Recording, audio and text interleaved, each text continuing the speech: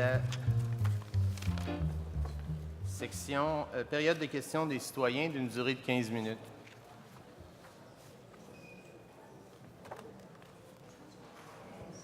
Allez au micro, s'il vous plaît, pour que tout le monde vous entende. Monsieur le maire et le conseil, j'aurais juste une question technique. Excusez-moi, monsieur, on peut avoir votre nom? Je suis monsieur Catelin, j'habite 112 rue de la Chaîne, c'est-à-dire au bout du chemin des Basses Eaux. J'aurais une question technique pour bien comprendre votre résolution et pour quelles raisons certaines rues et pas d'autres n'ont été prises en compte. Est-ce que dans le calcul de nos charges que nous payons à la commune annuelle, il y a un calcul qui est fait sur le montant du budget que vous allouez au déneigement total de la ville et qui est réparti par les gens qui sont touchés par ce déneigement? Et est-ce que les gens qui n'ont pas de déneigement de leur habitation pour se rejoindre, ce qui est notre cas, à la rue principale, est-ce que ça, c'est déduit de nos charges que nous payons à la commune? Parce que dans le cas où ça ne serait pas déduit, c'est-à-dire où, en termes de gestion pure, et là je vous rejoins en tant que chef d'entreprise, c'est-à-dire que si on alloue un budget de déneigement de 100 et que celui-ci touche 100% des citoyens, je trouve normal effectivement qu'on prenne ces calculs-là. Maintenant, dans la mesure où les 100 alloués à ce budget ne touchent que X%, on s'en fout, 95% des citoyens, il serait de bon goût et juste soit de dégréver à l'habitation le montant qui est alloué pour le déneigement ou d'allouer, sous une autre forme, un budget pour que ces gens puissent venir, ne serait-ce que venir vous rencontrer à la mairie, parce que si nous ne le faisons pas, nous ne pourrons pas venir. Donc, il y a deux aspects à votre question. Pourquoi ces rues-là et pas d'autres? Donc, première chose, il y a 17 demandes qui ont été déposées. Donc, pour toutes les autres qui n'ont pas eu de demande, la question est réglée, il faut faire une demande.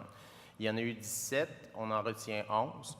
Et le critère qui a été retenu essentiel, c'est les rues sur lesquelles il y avait déjà déneigement depuis par le passé. Le fait que, en fait, les autres qui n'étaient pas déneigés ne l'étaient pas, fort probablement, pas probablement, à l'évidence, parce qu'il y avait très peu de gens sur ces rues-là.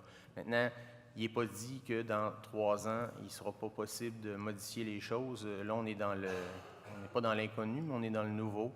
Les choses vont évoluer et peut-être qu'il y aura des choses qui pourront être faites éventuellement dans ce sens-là. Ça, c'est pour ce qui est de pourquoi les rues. Là. Donc, on reconduit les 11 qui étaient déjà dans ce cas-là. Maintenant, vous me parlez de budget. Pour ce qui est des budgets, en fait, la logique qui est derrière tout ça, c'est une logique, là, c'est mécanique, en fait. C'est qu'une rue privée, là, je ne dis pas que c'est comme ça dans la loi, là, mais je veux dire, pour fin de réflexion, on peut considérer une rue privée comme une longue entrée personnelle.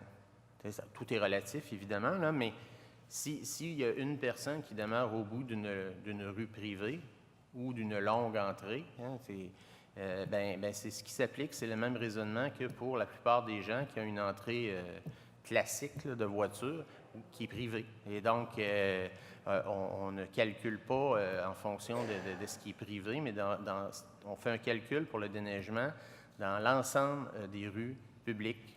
Et donc, on n'a pas à dégréver, comme vous dites, le montant de ceux qui ne sont pas desservis, parce qu'à ce moment-là, tout un chacun pourrait venir arguer que lui, son entrée n'est pas comprise, puis elle est privée, etc. Donc, vous comprenez ce que je veux dire? C'est la logique. Je le comprends dans ce que vous dites, je ne le comprends pas en termes de gestion. Parce que dès lors que les citoyens qui sont dans ce cas-là, d'accord, payent sans aucun problème, à Ruby-sur-Londe, la prestation que l'on doit à la mairie. La mairie, dans ce cadre-là, ne nous le rend pas. Dans le sens où il n'est pas normal. On est dans un cadre d'équité. Si moi je paye des charges, des services pour que tout le monde les ait, j'ai bien dit tout le monde. Et vous êtes dans ce cas-là et vous êtes le garant de ça. Le garant que tout citoyen puisse avoir droit de la même manière à la bibliothèque, à la mairie, à la poste, où on veut. Moi je paye, les autres citoyens payent normalement et ils n'ont pas en échange le service qu'ils doivent avoir. Parce que dans ce cas-là, il serait normal qu'effectivement qu'on prenne en compte que le budget desserve les 95% des citoyens, et bien les 5% qui ne sont pas touchés, ou que vous ne voulez pas, ou que vous ne pouvez pas, les déneiger normalement pour accéder normalement au centre du village ou sortir simplement de chez eux, et ben, vous leur enleviez le montant tout simplement du déneigement qu'ils n'ont pas.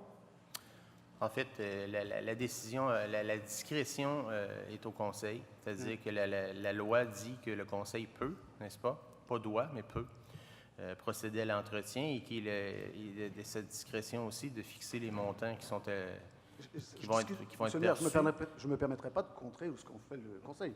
Je dis simplement, unanimement, vous avez, et c'est très bien pour les gens qui sont citoyens de ces rues, vous allez les déneiger, expliquez-moi, simplement, vous me regardez, vous me dites, vous payez vos taxes, mais vous n'avez pas le droit au déneigement. C'est ça que je ne comprends pas. Vous avez En le droit fait, de... quand vous payez vos taxes, vous avez droit au déneigement, comme tout le monde. Vous avez droit au déneigement du réseau public. Mais Donc, une fois que vous êtes sorti de votre rue privée, vous accédez au réseau public qui est déneigé et entretenu. est-ce que vous considérez que quand je viens payer mes taxes à la mairie, le chemin qui est... Je dégrève rien, il faut que je vienne vous voir sans que vous déneigiez si je viens les donner en plein hiver. Ou alors vous allez attendre que... Non, mais C'est pas logique. vous accédez ici, de chez vous à ici, le chemin est public, sauf le petit bout qui est près de chez vous, qui est votre rue privée.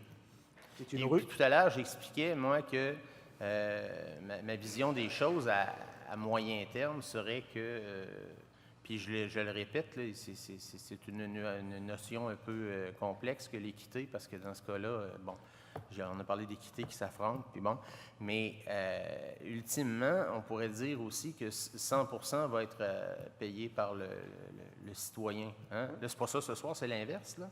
Moi, ce que je prônais, c'était 25, dans une espèce de compromis qui ressemblait un peu à un règlement d'emprunt.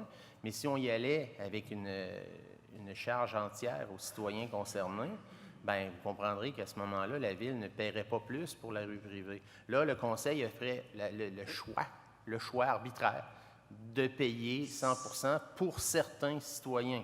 Maintenant, je l'ai dit, là, je ne sais pas ce que je prône. Maintenant, là, si vous voulez aller plus loin, je ne suis pas contre, je suis pas en désaccord total avec ce que vous dites, mais là, je vais laisser les conseillers ici là, défendre le point. Là, vous comprenez, là, je ne peux pas aller plus loin. Je suis heureux de vous entendre dire que certains ont droit à certaines choses et d'autres pas. Donc on verra la suite des événements. Bien, manifestement, c'est le cas, là, parce que c'est ce qu'on vient de C'est-à-dire que tous les voter. citoyens de Saint-Augustin-de-Némore n'ont pas les mêmes droits au regard du conseil municipal.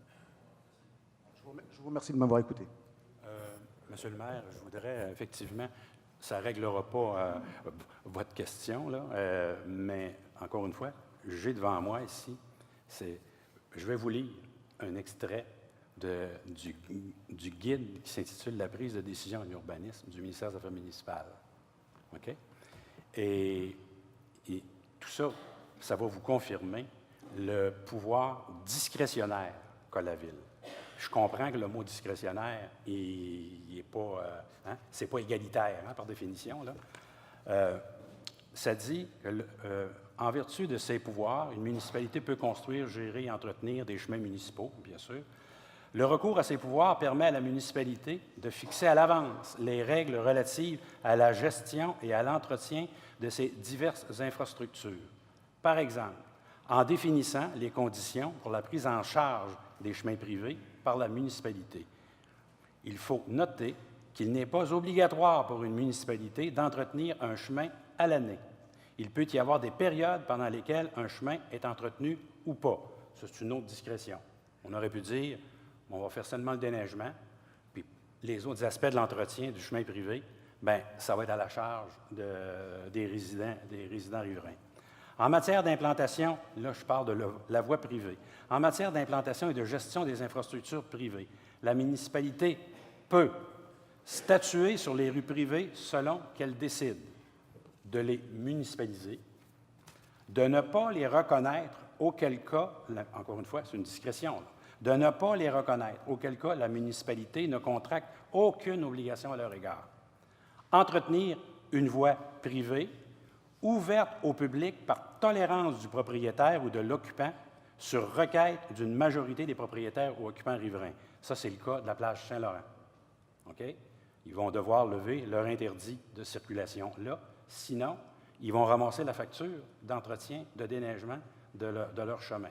Je nuance, s'ils ne vont pas ramasser la facture, on ne fera pas le travail. Oui, c'est ça. Oui, je comprends. Ils vont devoir Oui, s'organiser. c'est ça.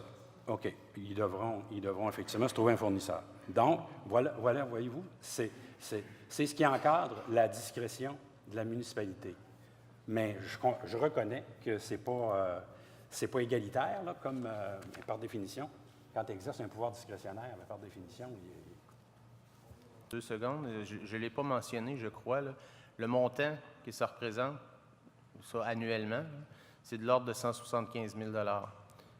Avec la nuance suivante, le montant est fixe pour les 3 années. Par contre, nous sommes sous contrat avec un déneigeur pour seulement la plage Saint-Laurent pour la prochaine année. Donc, on va continuer avec ce déneigeur-là pour la prochaine année. Et les 2 années subséquentes, ce sera avec le nouveau déneigeur qui est plus cher. Donc, c'est un peu moins de 175 000 la première année et un peu plus de 175 000 les 2 années suivantes.